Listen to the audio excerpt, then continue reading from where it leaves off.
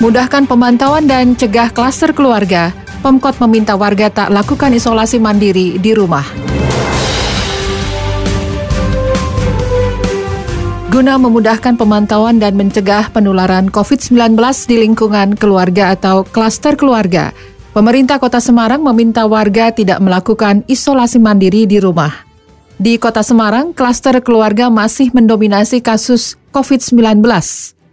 Penjabat sementara Wali Kota Semarang Tafib Supriyanto menyatakan, kasus positif COVID-19 di klaster keluarga masih terjadi di beberapa wilayah. Tercatat saat ini kasus terbanyak terdapat di Kelurahan Telogosari Kulon, Kecamatan Pedurungan. Terjadi klaster-klaster baru di klaster perusahaan, maupun klaster keluarga ini yang sangat mendominasi. Makanya kami berharap pada masyarakat Kota Semarang untuk betul-betul protokol kesehatan ini betul-betul dilaksanakan, dijaga, supaya pandemi COVID ini segera melandai. Untuk itu menurut Wali Kota, sebagai upaya menekan penyebaran melalui klaster keluarga, Pemkot Semarang meminta agar masyarakat tidak melakukan isolasi mandiri di rumah.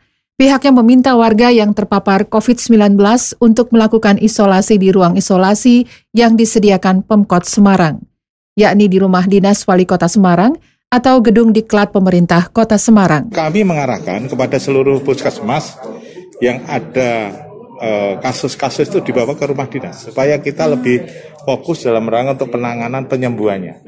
Karena kalau di rumah dinas kita ada pendampingan dari psikologinya, kemudian bagaimana kita melakukan konseling di situ, olahraga bersama itu kita lakukan. Jadi malah justru kami di Kota Semarang kita arahkan ke itu. Kalau di rumah sakit sudah agak sembuh, kalau mau dibawa ke rumah dinas kita lebih akan cepat untuk tingkat kesembuhan. Tafib menambahkan, isolasi di rumah dinas atau balai diklat juga untuk mencegah penularan virus corona kepada anggota keluarga yang lain.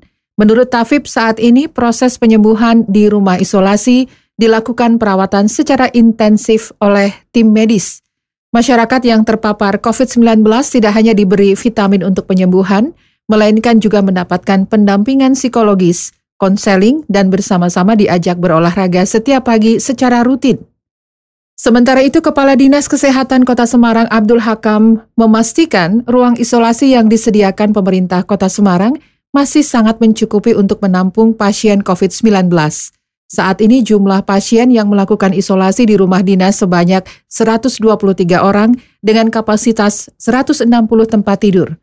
Untuk itu dia mendukung langkah Wali Kota Semarang yang meminta warga dengan positif COVID-19 melakukan isolasi di lokasi yang telah disediakan pemerintah Kota Semarang.